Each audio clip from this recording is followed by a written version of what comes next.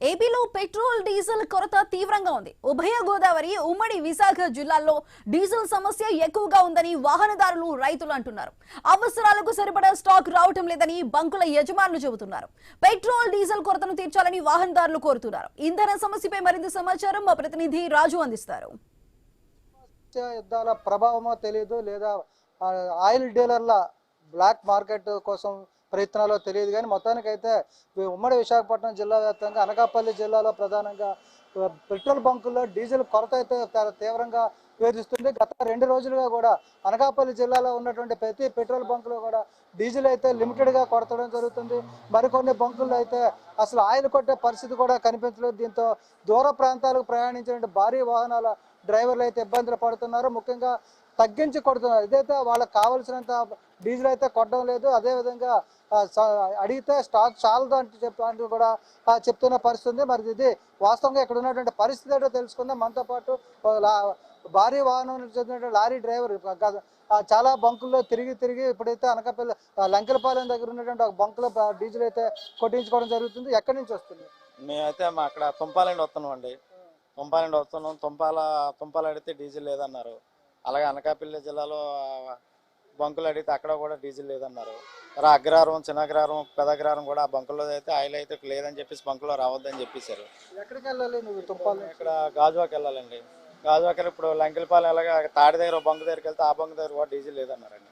ఇక్కడ లంకెలపాలెం వస్తే అది కూడా 2000 కొడుతున్నారండి. ఆ 2000 కూడా డీజిల్ అరలోడికి వెళ్తుందో తెలియదండి బండి.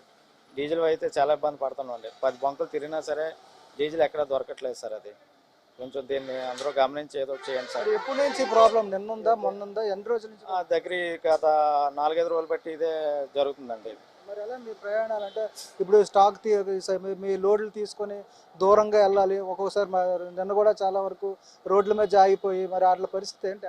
అలాగేనండి. ఇంకా డీజిల్ ఒక్కొక్క బండి అయితే డీజిల్ లేక మధ్యలో ఆగిపోతుందండి. బంకు వారికి వెళ్తుందని చెప్పేసి వెళ్తున్నాం. అయినా సరే బంకు దగ్గరలోకి వెళ్ళేసరికి ఆ డీజిల్ లేదన్నారు. ఇంకో నెక్స్ట్ బంక్ వెళ్దామంటే మధ్యలో ఆగిపోతున్నాం సార్. డీజిల్ లేదని బోర్డులు పెడుతున్నారా? డీజిల్ లేదని చెప్తున్నారా?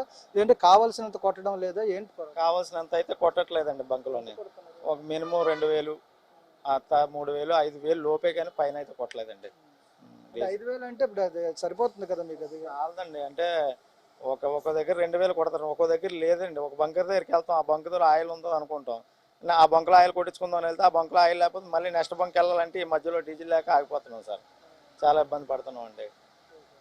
సరే సార్.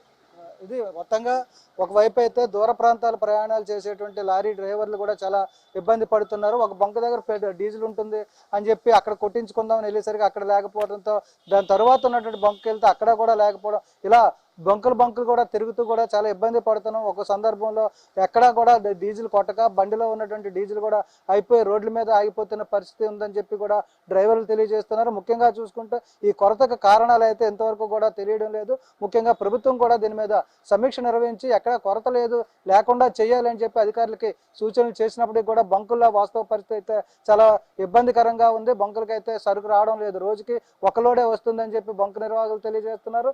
మరోవైపు చూసుకుంటే బంకుల్లో లారీలకు కొట్టడానికి సరిపడా డీజిల్ లేదని చెప్పి కూడా చెప్పడంతో డ్రైవర్లు, వాహనదారులు కూడా చాలా ఇబ్బంది పడుతున్న పరిస్థితి. అయితే ఇది డీజిల్ కోసమే ఎందుకు ఇంత కొరత ఏర్పడింది అనేది అయితే ఎవరికి తెలియని అయోమయ పరిస్థితి అయితే ఏర్పడుతుంది.